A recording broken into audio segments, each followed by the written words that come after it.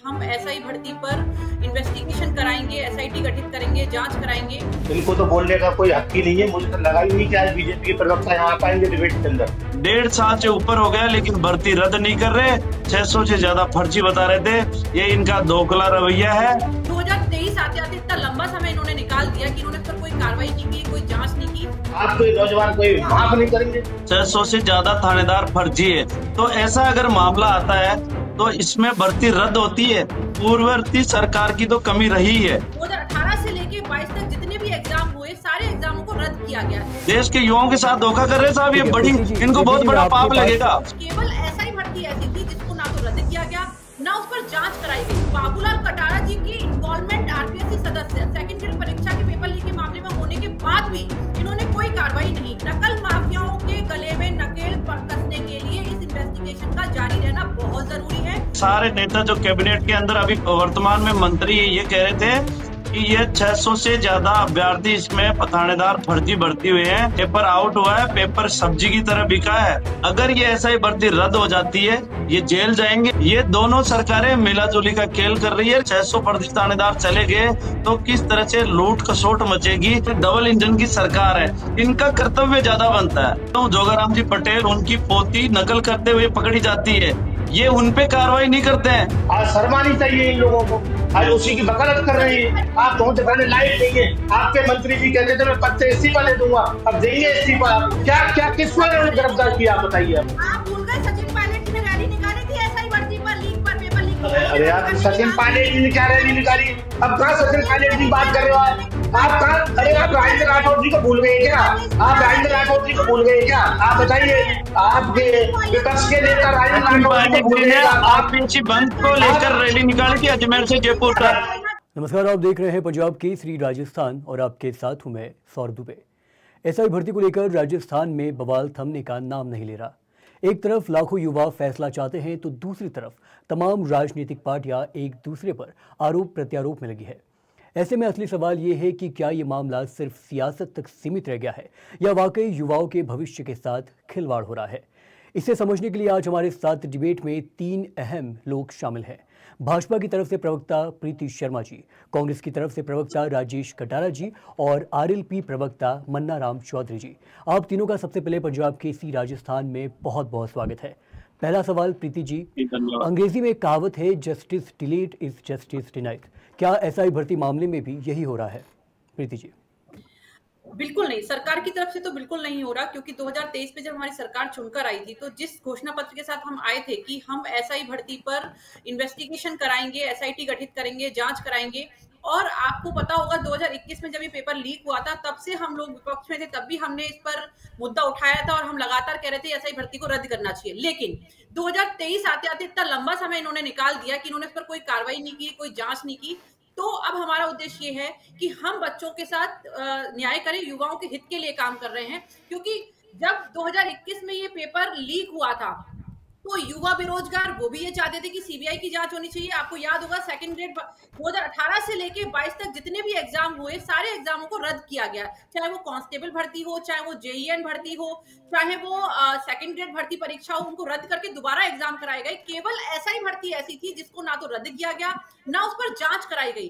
2023 में बाबूलाल कटारा जी की involvement RPSC सदस्य सेकंड ग्रेड परीक्षा के पेपर लीक के मामले में होने के बाद भी इन्होंने कोई कार्रवाई नहीं की।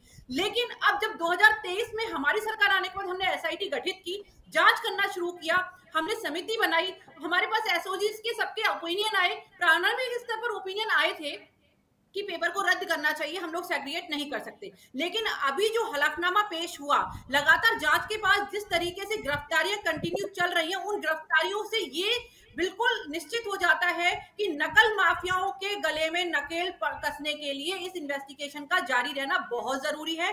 और यही चीज हमने सरकार ने, मतलब हमारी तरफ से सरकार ने माननीय उच्च न्यायालय में भी यही हलफनामा पेश किया, एफिडेविट पेश किया। और हमने कहा, और आज इस बार हमने आंकड़ों के साथ उनको बताया कि कितने बच्चे ऐसे हैं जो दूसरी परीक्षाओं को छोड़कर, दूसरी नौकरियों को छोड़कर इसमें आए हैं और उनकी कोई संलिप्तता नहीं है, किसी प्रकार से वो दोषी नहीं है, किसी प्रकार की नकल में शामिल नहीं है। तो अब हम इस कंडीशन में है कि हम इन बच्चों को सेग्रीगेट कर सके।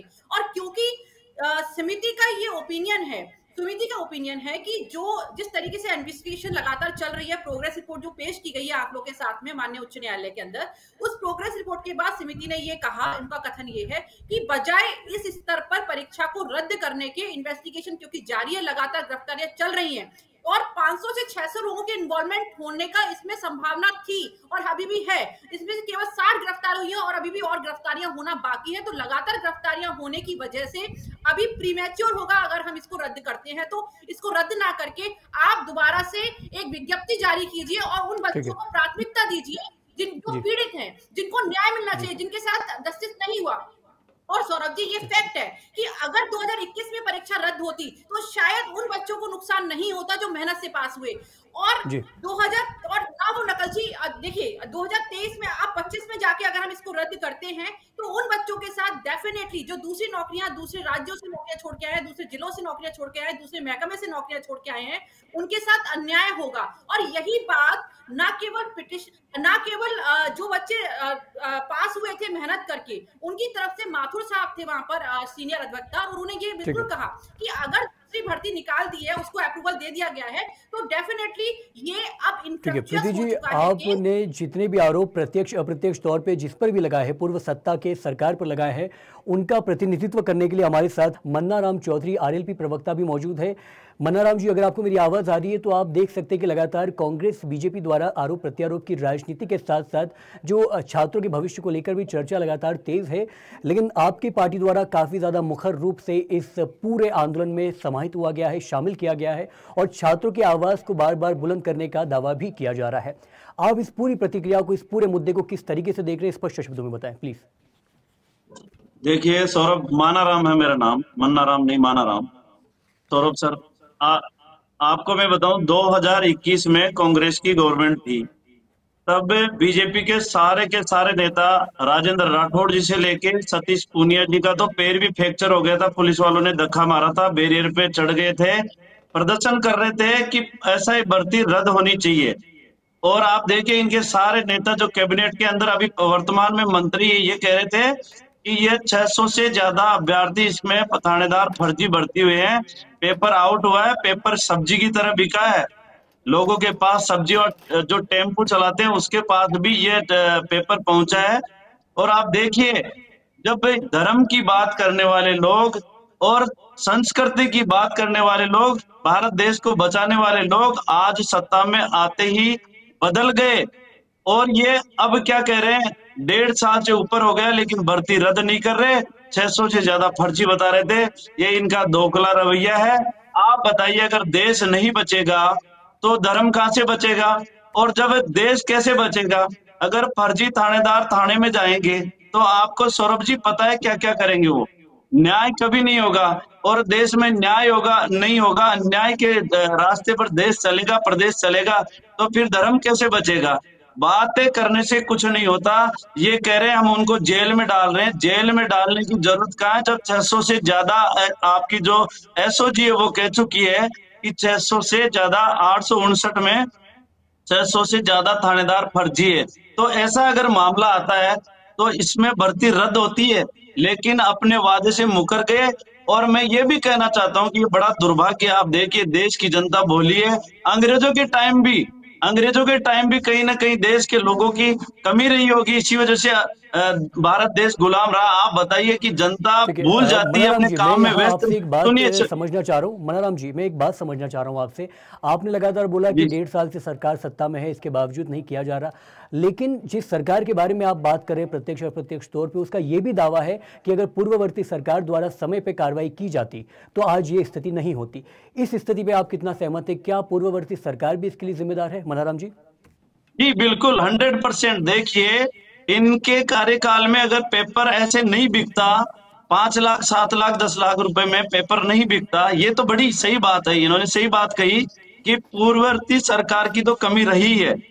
सारे के सारे कांग्रेस के और 4-5 मंत्री बीजेपी का इनका नाम आ रहा है।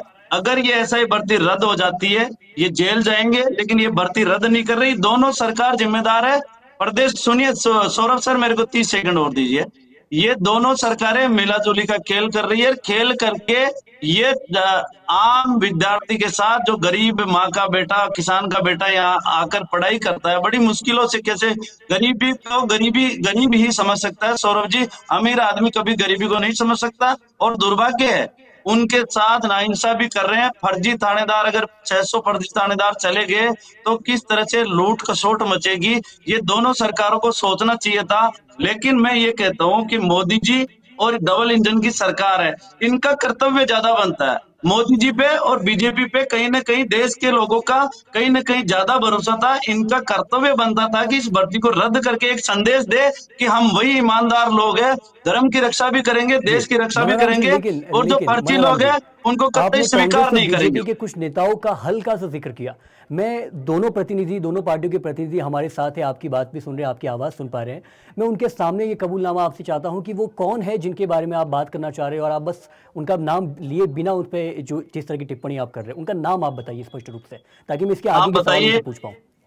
जी, अभी की सरकार की बात कर लेता हूँ। जोगाराम जी पटेल, उनकी पोती नकल करते हुए पकड़ी जाती है, ये उनपे कार्रवाई नहीं करते हैं। लेकिन ये सरकार बिजली का कनेक्शन काटती है। हालांकि बिजली वाला अलग मामला है, वो मैं बात नहीं करूंगा। और उसके बाद में आप देखिए के बिश्नोई, जिनके घर पे 2 लड़कियां जो गिरफ्तार हुई, मंजू बिश्नोई और संतोष बिश्नोई, क्या नाम था, दोनों गिरफ्तार हुई। वो कह रहे हैं कि व्हाइट हाउस में हमारे को बुलाया गया, बाकायदा वहां पेपर दिया गया, 5-5, 6-6 लाख रुपए लिए गए। इन्होंने क्या क्या खेल किया है, ये सारा सामने जब आएगा, जब सत्य के रास्ते पे बात करने वाली भारतीय जनता पार्टी सत्यता से ये इंसाफ करेगी, तभी सामने आएगा। ये छुप गए कहीं ना कहीं, ये इंसाफ नहीं कर रहे, और कहीं ना कहीं इसका खामियाजा भुगतना पड़ेगा। और श्री कृष्ण कहते हैं ना कि सही रास्ते पे चलने वालों का रथ श्री कृष्ण चलाते हैं। ये सही रास्ते पे नहीं चल रहे। देश धर्म की बात करके, हिंदुत्व सनातन संस्कृति की बात करके ये देश के युवाओं के साथ धोखा कर रहे साहब। ये बड़ी, इनको बहुत बड़ा पाप लगेगा सौरभ जी, इनको बहुत बड़ा पाप लगेगा। जी प्रीति जी, आपने कब से हाथ खड़ा रखा हुआ है, मैं आपके पास तुरंत आऊंगा। बस एक सवाल मेरे को राजेश जी से पूछना है, वो मैं सब पूछ के निकलता हूं उनसे। राजेश जी, आपके नेटवर्क परिस्थितियों के कारण शायद आप चले गए थे, लेकिन जो चर्चा हो रही थी वो कहीं ना कहीं फिलहाल की जो स्थिति है एसआई भर्ती को लेकर, छात्र जितने परेशान हैं इन सब को लेकर, इसके बीच आपकी सरकार की जिम्मेदारी पर सवाल उठाए जा रहे थे।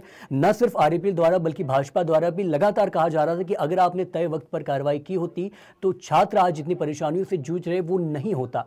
आप अपने आप को, अपनी पार्टी को, इस पूरी चीजों को और अपनी सत्ता को कितना जिम्मेदार मानते हैं? देखिए, ये तो सवाल उठाने वाले लोग हैं, इनको तो बोलने का कोई हक ही नहीं है। मुझे तो लगा ही नहीं कि आज बीजेपी के प्रवक्ता यहाँ आ पाएंगे डिबेट के अंदर, क्योंकि इन्होंने जिस तरीके से विपक्ष में रह करके राजेंद्र राठौर, फिरोजलाल मीणा जी जिस तरीके से हंगामा किया और कांग्रेस को इन्होंने बदनाम करने की कोशिश की, आज शर्मानी चाहिए इन लोगों को। आज उसी की वकालत कर रहे हैं। इन नौजवानों के साथ कितना खिलवाड़ किया इन्होंने इस तरह की बातें करके। आप क्या क्या ऐसे देना, इनका चेहरा चाल, इनका प्रीति, आपका चाल चरित्र चेहरा उजागर हो गया है। आप मुंह दिखाने लायक नहीं है। आपके मंत्री जी कहते थे मैं पद से इस्तीफा दे दूंगा, अब देंगे इस्तीफा। आपने सारी एजेंसियां फेल, आप बचाव में उतर रहे हो उसके मत बताओ। पहले आप कहते थे हम भर्ती रद्द कर देंगे, आरपीएससी पर इतने नौजवानों को आपने गुमराह किया है, राजस्थान के नौजवानों को। आपके नौजवान कोई माफ नहीं करेंगे। आप देखना प्रीति जी, क्या क्या असर होने वाला है आपका। आपके चाल चरित्र और चेहरा उजागर हो गया है प्रीति जी आपका पूरी तरह से। और नौजवानों ने आपको देखना सबक सिखाएंगे आपको। पर राजेश जी सवाल तो ये था कि आपने क्या किया, भाजपा क्या कर रही है ये हम सब देख रहे हैं, लेकिन आपने क्या किया अपने समय, वो जानना चाह रहे हैं। जी, हमने ये सही भर्ती कराई, लोगों को नियुक्तियां दी, और इन्होंने कहा नकल हुई। कहाँ नकल हुई, कहाँ इन्होंने किसको उजागर किया बताइए आप। तो रद्द करिए ना भर्ती को, क्या किसको इन्होंने गिरफ्तार किया बताइए आप। उसमें किसको गिरफ्तार किया इन्होंने बताइए आप। ये खुद ही उसकी वकालत कर रहे हैं। ये पहले विरोध में खड़े रहने वाले लोग आज खुद ही कटहरे में खड़े हो गए। ये लोग आज फिर वकालत कर रही है उसी चीज की। जिन थानेदारों को, फर्जी थानेदारों को गिरफ्तार किया था, वो थानेदार तो बेल पे छूट रहे हैं। बताइए, दुर्भाग्य देखिए आप। छूट गए बेल पे, क्या हुआ उनका अरेस्ट किया, सारे बेल पे छूट गए। आप बताइए क्या हुआ उनका। आज बताइए, आज इनकी सारी एजेंसियां फेल, मंत्री जी छापे मार रहे हैं। आप बताइए, मंत्री जी छापे मार रहे हैं। अब किसानों की तरफ ध्यान को, पहले युवाओं को बेवकूफ बनाना, अब किसानों के साथ ये करना चाह रहे हैं। सारी रोज छापे मारे जा रहे हैं। इनकी छापेमारी का मुद्दा अलग है। जी राजेश जी, छापेमारी का जो मुद्दा है वो तीसरी बात होगी, हम उस बारे में भी चर्चा करेंगे। लेकिन फिलहाल आप तीनों ही बोल रहे हैं तो किसी की बात स्पष्ट रूप से समझना नामुमकिन है। ये देखिए, ये वही चीज है, ये गुमराह करने वाली बात है। अब किसानों को गुमराह कर रहे हैं, पहले किसानों को गुमराह किया था, बात वही है। ये सिर्फ अपना पैतरा बदलते हैं और आगे बढ़ जाते हैं, ये नई नई चीजें लग जाते हैं। पहले जी हाँ, पहले राजेश जी आपने जो बोला उसकी प्रतिक्रिया प्रीति जी से जान लेते हैं, फिर हम मन्नाराम जी के पास जाएंगे। प्रीति जी बताइए क्या बोलना चाह रही थी आप?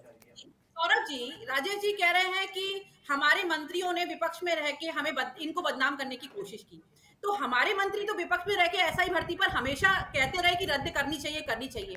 इनके मंत्री ने रैली निकाली। देखिए इन्होंने स्वीकार कर लिया सौरभ जी इन्होंने स्वीकार किया कि हम विपक्ष में थे, तब हमने एक बात कही थी, इन्होंने स्वीकार की है खुद ने। और आज देखिए इन्होंने क्या किया है, आज सरकार ने ये किया है कि भर्ती रद्द नहीं होगी। आप बताइए दुर्भाग्य, देखिए ये दोगला रवैया है इनका नकाब अलग है, चेहरा अलग है इनका। आप देखिए ये खुद बीजेपी के प्रवक्ता शर्मा जी स्वीकार कर रही है कि हमारे नेताओं ने प्रदर्शन करके ये कहा कि स्वीकार नहीं किया कि हम रद्द करने का समर्थन करते हैं। तो फिर आप रद्द क्यों नहीं कर रहे हो? करना चाहिए। मोदी जी आए थे, उन्होंने कहा था कि अपराधियों को, फर्जी थानेदारों को, पेपर माफिया को पाताल में से ढूंढ के लाएंगे। आप ठीक है, एक बार प्रीति जी को उनकी बात पूरी कर लेने दीजिए। मन्नाराम जी मैं आपके पास वापस आऊंगा। आप नहीं चाहते क्या युवाओं के हित में कुछ काम होना चाहिए? एक सरकार का कार्य, प्रीति जी सुनिए मेरी बात। आप ये एक सरकार का कार्यकाल कोई 20 साल का होता है क्या? 1.5 साल में इन्होंने 31 लोगों को गिरफ्तार किया, बताइए आप। ऐसे तो 20 साल लग जाएंगे। 31 को गिरफ्तार किया, 600 को करने में 20 साल लग जाएंगे इनको। आप 2021 में कांग्रेस के साथ कंधे से कंधा मिलाकर चल रहे थे, तब आपने ये प्रदर्शन क्यों नहीं किया? कैसे नहीं किया?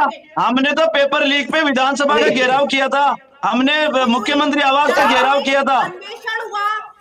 आपने प्रदर्शन करके क्या कर लिया? आप तो हमने तो बहुत प्रदर्शन किए थे। आरएलपी तो हमेशा प्रदर्शन के लिए ही जानी जाती है, गरीबों के लिए 2-3 प्रदर्शन होते हैं हमारे। हमने मुख्यमंत्री आवास का घेराव किया था। हमने कहा कि गिरफ्तारी हुई है, आपने खुद ने कहा कि गिरफ्तारियां हुई हैं, तो क्या तो ऐसे धीरे-धीरे 20 साल लग जाएंगे प्रीति जी, 20 साल लग जाएंगे धीरे-धीरे। ऐसे कोई कर सकते हो, हम तो कह रहे हैं गिरफ्तार तो किसी को ही कर सकते हो आप, आपकी सरकार है। लोकसभा के अंदर हनुमान बेनीवाल जी ने कितनी बार मुद्दा उठाया, आप बताइए सौरभ जी। लोकसभा में हनुमान बेनीवाल जी ने ये कहा कि ऐसा ही भर्ती पर्ची है, 600 थानेदार पर्ची है, इसको निरस्त करना चाहिए, रद्द करना चाहिए। लोकसभा में कम से कम 5 बार आवाज उठा चुके हैं हनुमान बेनीवाल जी। ऐसे तेज बोलने से कुछ नहीं होगा प्रीति जी, आपको पाप लगेगा। राम का नाम लेके आप अन्याय करते हो, राम का नाम लेके रावण वाला काम कर रहे हो, फर्जी थानेदारों को बचा रहे हो आप। देश के अंदर ये लूट खसोट करेंगे, महिलाओं पे अत्याचार करेंगे, गरीबों के साथ अत्याचार करेंगे। इसका पाप कहीं न कहीं नरेंद्र मोदी जी को, बीजेपी सरकार को लगेगा। सौरभ जी इनको नहीं पता कि क्या कर्म कर रहे हैं। यहाँ कर्म का ये जो मानव जीवन है ना, इसमें कर्म का हिसाब जरूर होता है सौरभ जी। इतने फर्जी लोग, राम का नाम, मुंह में राम, बगल में भ्रष्टाचार, ये काम बीजेपी की सरकार कर रही है अभी। कर रहे हैं उनका। ठीक है, वो युवा सब जानते हैं। इतना आप देखिए मोदी जी की तभी तो लोग नहीं हुए, सारे जो सरकारी लोग थे उनको लाना पड़ा। सवाल पूछना चाह रहा हूँ प्रीति जी, मैं आपसे एक सवाल पूछना चाह रहा हूँ, क्योंकि आप देख सकते हैं कि पैनल में जितने भी लोग बैठे वो कहीं ना कहीं, क्योंकि भाजपा अभी प्रदेश में, राज्य में और देश में सत्ता में है, इसलिए सवाल आपसे ही ज़्यादा पूछा जा रहा है। और मेरा भी एक सवाल इन सारे तमाम जो आरोप है उनको मिलाकर है कि आपने अब तक एसआई भर्ती की जो प्रक्रिया है उसको पारदर्शी बनाने के लिए, मजबूत बनाने के लिए क्या कुछ ठोस कदम उठाए? ये सवाल मैं इसलिए कह रहा हूं क्योंकि हाल फिलहाल में अशोक गहलोत का बयान आता है कि कांग्रेस के राज में देश में पहली बार पेपर लीक के खिलाफ 10 साल से लेकर आजीवन कारावास का सजा तक और 10 करोड़ रुपए तक जुर्माने का कानून बनाया गया पेपर लीक को लेकर। तो ऐसे में सवाल ये उठता है कि भाजपा द्वारा क्या किया गया है? कहीं ऐसा तो नहीं कि सिर्फ नाम पर सियासत हो रही? जी नहीं, बिल्कुल सुनिए, हम बिल्कुल स्पष्ट हैं, हम युवाओं के हित के लिए काम कर रहे हैं, हम युवाओं के साथ में कभी भी कुठाराघात नहीं होने देंगे।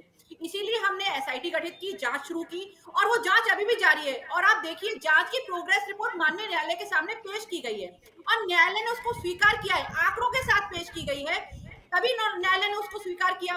दूसरा, 2024 में आपको पता होना चाहिए कि केंद्रीय कानून नकल के खिलाफ आ चुका है, 2024 जून में केंद्रीय कानून बन चुका है नकल के खिलाफ, और उसमें 10 साल से ऊपर की सजा है। और ये राजस्थान में सजा की बात करते हैं, केवल कानून बनाना केवल पारदर्शिता नहीं होती है, कानून उसका पालन भी करना चाहिए ना। अब ये कह रहे हैं कि एसआई भर्ती को रद्द कर दें। एक बात बताइए, मान लीजिए तो आप पहले कह रहे थे, फिर आप पहले प्रदर्शन क्यों कर रहे थे? विपक्ष में रहकर क्यों बकवास कर रहे थे?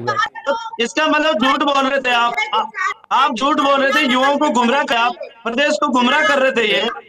और अब इनका कथनी और करनी में फर्क हो गया ना सौरभ जी, आप बताइए, कथनी और करनी में फर्क हो गया नहीं हो गया? आप बता दीजिए ना। अरे बेनीवाल जी ने तो 5 बार संसद के अंदर आवाज उठाई है, प्रीति शर्मा जी 5 बार कम से कम की एसआई भर्ती को रद्द करो। आप तो कांग्रेस के साथ मिला के काम कर रहे थे ना, आपने क्यों नहीं? अरे हम कौन से सत्ता में आए? कांग्रेस के साथ हमने कौन सा मिलके, हमारा तो 24 के अंदर गठबंधन हुआ था, इंडिया अलायंस हुआ था। कब की बातें कर रहे हो आप? कौन सी बातें कर रहे हो? अपने मूल मुद्दों से भटक रहे हो आप। मैनिफेस्टो में इन्होंने कहा था एसआई भर्ती को रद्द करेंगे, कहाँ गए मैनिफेस्टो? बताइए आप। प्रीति शर्मा जी आप ब्राह्मण हो, ब्राह्मण बहुत अच्छे लोग होते हैं, आप कम से कम झूठ तो मत बोलो, कम से कम बीजेपी की तरफ से आप झूठ मत बोलो, अपने धर्म का वो तो नहीं, ठीक है। जाति विषय पर कचाक नहीं करेंगे आप। मैं ऐसे कह रहा हूँ, आप ब्राह्मण लोग अच्छे होते हैं, ब्राह्मण सच बोलते हैं, आप सच तो बोलो कम से कम। जाति को लेकर कोई चर्चा ना करें। मैं क्या बोल रहा हूँ, आप समझ ही नहीं पा रहे मेरी बात, आप समझ नहीं पा रहे मेरी बात। यही तो कमी है, प्रदेश के लोगों के साथ दुर्व्यवहार ये करते हैं, इनको कोई नहीं दिखता। एक अपराध होता है, बहन बेटी की क्या हालत है ये नहीं दिख रहे इनको अच्छी चीजें नहीं दिखती, बुरी चीजें दिखती है इनको। ठीक है, हम मुद्दे से नहीं भटकेंगे, हम मुद्दे से नहीं भटकेंगे। इनको याद दिलाओ सौरभ जी, मुद्दा इनको याद दिलाओ, इनको याद दिलाओ, नहीं तो जनता 2028 में याद दिला देगी, इनको याद दिला देगी, क्या तय है इनकी विदाई। तो मुद्दे से नहीं भटकेंगे और किसी भी तरीके की जातिगत टिप्पणी अच्छी तरीके से की गई, नेगेटिव तरीके से की, इसका उपयोग नहीं करेंगे, ज्यादा बेहतर होगा। राजेश कटारिया जी, एक बार फिर मैं आपके पास आना चाहता हूँ, क्योंकि जब आप इस डिबेट में शामिल नहीं हुए थे तब मनाराम जी ने एक बयान दिया था कि कहीं ना कहीं कांग्रेस के भी नेता इसमें शामिल है, इस भ्रष्टाचार में, इस एसआई भर्ती पेपर लीक में, सब में शामिल है। तो इस पर आपकी क्या प्रतिक्रिया? वो कौन नेता है जिनकी बात मनाराम जी करना चाह रहे हैं? आपकी क्या सफाई है इस पर, ये मैं समझना चाह रहा हूँ, प्लीज मनाराम जी। अरे राजेश जी। देखिए सौरभ जी, हमारी सरकार नहीं है, विपक्ष में बैठे हुए, सरकार भाजपा की है और भाजपा के हाथ में सब चीज है, जांच एजेंसियां भी, जिनका हालांकि अभी उपयोग नहीं है, ये खुद ही मंत्री को छापे मार रहे हैं ना। और दूसरा, इसी घटना संबंध अगर जांच है तो कोई नाम है उसका लीजिए। ये खुद कहते थे मगरमच्छ पकड़े जाएंगे, उन मगरमच्छों को पकड़ने के बजाय ये उस परीक्षा की जो भर्ती के पक्ष में आ गई, जो विपक्ष में बैठे थे उस समय।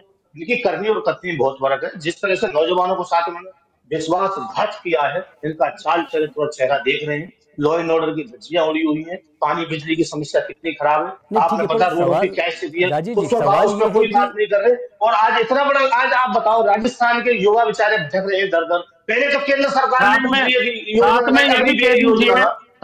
ये भी कह दीजिए आप कि गृह राज्य मंत्री बेडम के दामाद को सीबीआई भी ढूंढ रही है।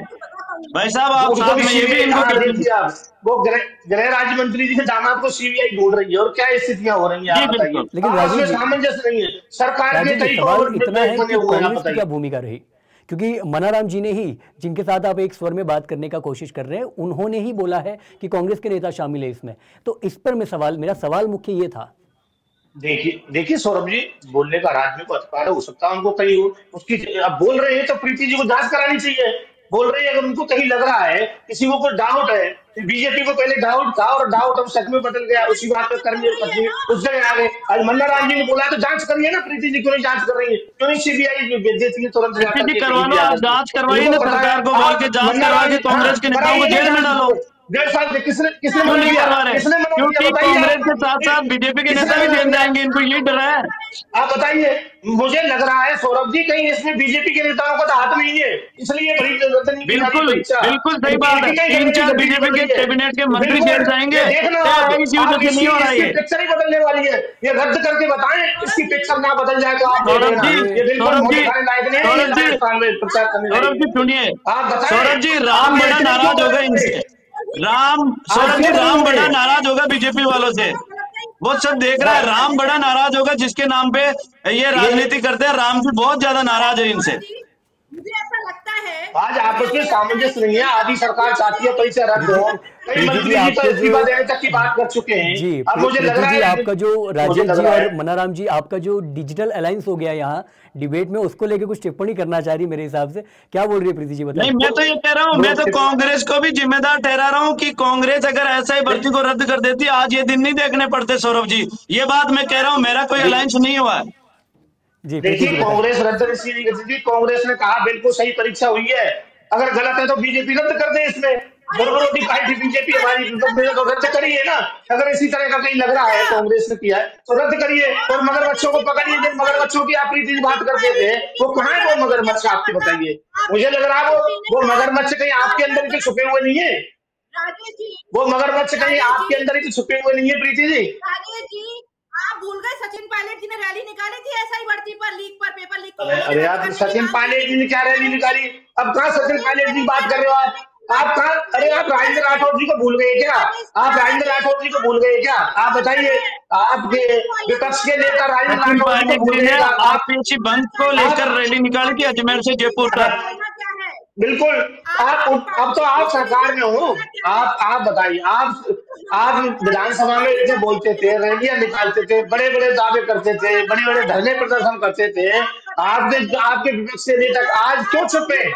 आज क्यों छुपे? क्या सिर्फ वोट लेने के लिए राजनीति कर रहे थे? रोड जाम करके यहाँ जनता को आए दिन परेशान करते थे, पुलिस को परेशान करते थे, प्रशासन को परेशान करते थे। कहीं न कहीं पुलिस को पानी की बौछार करके रोकना पड़ता था कि कहीं रुकिए। फिर सतीश पूनिया जी के पुलिस ने धक्का मारा, फिर सतीश पूनिया जी का पेट टूटा। उन्होंने कहा कुछ भी हो जाए हारेंगे नहीं, एसआई भर्ती को रद्द करवा के मानेंगे। और राज आ गया, मोदी जी आए यहाँ पर। मोदी जी सौरभ जी सुनिए, सवाल सिर्फ इतना है, दरअसल क्या है कि जो छात्र इस डिबेट को देखने आए होंगे, जो छात्र, जो युवा आप लोगों को सुनने आए होंगे, उनके जहन में सिर्फ एक सवाल होगा कि इस डिबेट में उनको उनके सवालों का जवाब मिलेगा। तो हम मुद्दे से नहीं भटकेंगे, हम मुद्दे पे एक स्टक रहेंगे।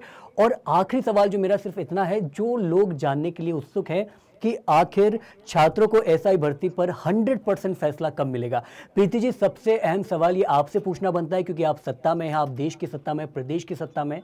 जो युवा इस डिबेट को देख रहा है वो सिर्फ आपसे इतना जवाब चाहता है कि हमारा फैसला कब आएगा। इतनी सारी तारीख पे तारीख आ गई, क्या 7 जुलाई के बाद भी ये तारीख एक्सटेंड होगी कि उनको 7 जुलाई को जो भी निर्णय हो, चाहे नकारात्मक हो चाहे सकारात्मक हो, उनके लिए वो मिलेगा? जी सौरभ जी, स्टूडेंट के लिए सकारात्मक निर्णय ये है कि एसआई भर्ती विज्ञप्ति जारी हो रही है, क्योंकि समिति की अनुशंसा की गई है कि नई भर्ती जारी की जाए, उसमें पीड़ितों को प्राथमिकता दी जाए। तो जब एसआई भर्ती नई जारी हो रही है तो युवाओं के लिए तो अच्छी बात है ना। एसआई भर्ती अगर रद्द होती है तो उसमें सबसे बड़ा क्या ड्रॉबैक नहीं होता? ये एसआई भर्ती रद्द होती तो उन लोगों को नुकसान होता जो लोग मेहनत से पास हुए हैं। लेकिन अब जब नई विज्ञप्ति जारी हो रही है तो सभी बच्चों को प्राथमिकता मिलेगी जो पीड़ित है, जो इनके इंटरव्यू में 3-4 नंबर से रह गए थे, जिनको लगता है कि नकल नहीं होती तो शायद हमारा सिलेक्शन हो गया होता। उनको अगर उम्र में वो अगर होता है कि उम्र उनकी ज्यादा हो रही होगी तो उनको छूट दी जाएगी। इस तरीके की अनुशंसा की गई है और सरकार ने ये हलफनामा कोर्ट के अंदर पेश किया। क्योंकि मामला प्रीजुडिस है तो निर्णय अब न्यायालय को करना है। हमने अपना पक्ष रख दिया कि अभी हमारे इस स्तर पर हम इसको रद्द नहीं करेंगे, ये प्रीमेच्योर होगा। और लेकिन हम जो नई विज्ञप्ति जारी करने के लिए अनुशंसा की गई है, हम उनकी सारी जो अनुशंसाएं हैं उनको मानते हैं, उसको अप्रूवल देते हैं और आगे नई विज्ञप्ति जारी होगी। तो युवाओं के लिए तो हित की बात ये हो गई, इसमें 2 फायदे हुए। और दूसरी चीज, जो नकलची हैं, जिन्होंने नकल करके जो पास हुए, जो जेल में हैं, उन सबको टर्मिनेट भी किया गया है, सब जानते हैं। और इन्वेस्टिगेशन जारी होने का मतलब है कि इन्वेस्टिगेशन में जितने भी लोग पकड़े जाएंगे, जैसा कि अभी राजेश जी कह रहे थे कि कांग्रेस के होने चाहिए, कि मन्ना लाल जी कह रहे थे कि नहीं इसमें तो बीजेपी के शामिल हैं, each and everyone will be in custody और सब पकड़े भी जा रहे हैं, इन्वेस्टिगेशन जारी है। वो तो छूट रहे हैं 1 महीने में वापस है। वो सारे जमानत पे बाहर आ गए, पकड़ तो आप जमानत में बाहर आ गए। किसी को देश में क्या मैसेज जा रहा है सौरभ जी, आप बताइए, प्रदेश में क्या मैसेज जा रहा है? एक ईमानदार युवा जो सवाल आपसे चाह रहे हैं, जो सवाल चाह रहे हैं जो डिबेट सुन रहे हैं, वो यही चाह रहे हैं कि क्या 1 महीने में बाहर आ गए तो चोरी करने वाले। राजेश जी और मनाराम जी से चाहते हैं इस डिबेट की समाप्ति करने की, अवधि थोड़ी ज्यादा हो गई है।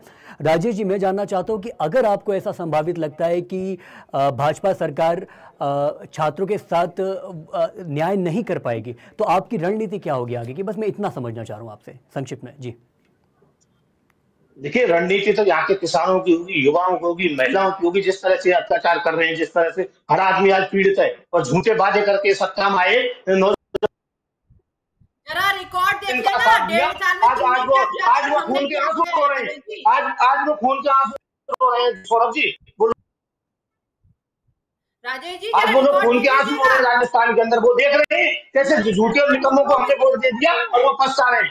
आप देख रहे हैं किस तरह से आप कितनी शर्म की वाली बात है कि ये विधानसभा में बोलते थे रद्द करेंगे, अब कह रहे जांच करेंगे। ये उस समय बोलते हैं कि जांच कराइए भाई, रद्द मत करिए। रद्द के लिए आपके मंत्री तो इस्तीफा हमें तक देने के लिए बताया तैयार थे। राजेश जी, क्या अब वो क्या हो गए उन यूपी मंत्रियों को? में कहाँ है इस्तीफा देने वाले मंत्री? आप बताइए, कहाँ है इस्तीफा देने वाले मंत्री? आप ठीक है वकालत कर रहे हो राजेश उसकी। जी, आप कोर्ट में सिर्फ दोबारा 55 आरोप प्रत्यारोप में सिर्फ न कोर्ट फंसते में हुए 55 लोगों के जी, खिलाफ आरोप प्रत्यारोप में न फंसते आपने हुए नीट। सीधा सवालों के जवाब से शुरू करते हैं। और आखिरी सवाल मेरा है मनाराम जी आपसे, लगातार आरएलपी द्वारा दिल्ली कूच का जिक्र किया जा रहा है, उस दिल्ली कूच में होगा क्या क्या ये बता दीजिए, फिर हम डिबेट की समाप्ति करते हैं। जी मनाराम जी।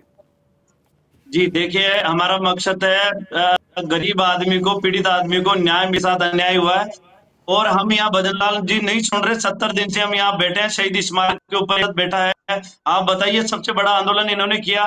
दिल्ली कूच से हम प्रधानमंत्री आवास का घेराव करेंगे, हम संसद का भी घेराव करेंगे।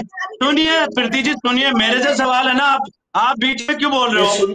अब मेरे से सवाल है, सुनने आप की प्लीज क्षमता नहीं प्रीति है। जी, प्रीति जी आप मेरे से सवाल है, जवाब तो देने दो मेरे को ये जवाब सुनने की देने दो क्षमता प्रीति होनी जी। चाहिए। आप कई इनमें चीज को सुनने की सुनने की कहा क्षमता होनी बौखलाहट आ गई चाहिए इनमें, जनाब जी। इनको ये नहीं पता सुनने काम की अच्छे से क्षमता नहीं करनी है है एक साल से। ये। सुन ये नहीं रहे, एक सामान्य सी पार्टी का प्रवक्ता बोल रहा है तो ये नहीं सुन रहे। सुनिए प्लीज, आप प्रीति जी सम्मान्य है मेरे, आप मेरे को 30 सेकंड बोलने दीजिए। मैं कह रहा हूं हम दिल्ली कूच करेंगे, अगर यहाँ के सरकार नहीं जागी तो हम उनके साथ उनको जगाने का कार्य करेंगे। हम विपक्ष में हैं तो हमारा कर्तव्य बनता है सड़क पे लड़ने का, हम लड़ाई लड़ेंगे। क्या होता है क्या नहीं होता ये तो राम जाने और ये रात जाने, मोदी जी जाने। हम कोशिश करेंगे कि अंतिम छोर पे बैठे युवा के साथ अन्याय हुआ उसको न्याय दिलाना हम चाहते हैं सौरभ जी।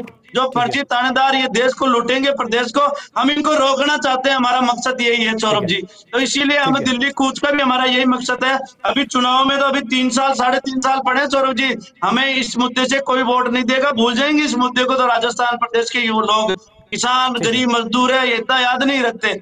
हमें ठीक है, मोदी जी को चेताएंगे कि मोदी जी, हम वही लोग हैं जो आप वादा करके ठीक है गए थे मनाराम जी। कि पेपर जी, माफिया को पाताल से ढूंढ के लाएंगे। पेपर ठीक है, माफिया सड़क पे घूम रहा है, आप पकड़िए मोदी जी, हम याद ठीक दिलाना है। चाहते हैं प्रीति मुझे। जी, राजेश जी, मनाराम जी, आप तीनों का बहुत बहुत धन्यवाद पंजाब केसरी राजस्थान से जुड़ के आपका भी धन्यवाद, इतने बहुत बहुत धन्यवाद महत्वपूर्ण सौरभ। मुद्दे पर तफसील से बात धन्यवाद करने के लिए सर। और ये समझाने के लिए लोगों को कि न सिर्फ इस पे राजनीतिक मुद्दा बनाया जा रहा है बल्कि सामाजिक परिदृश्य भी इसका उतना ही ज्यादा संबल है।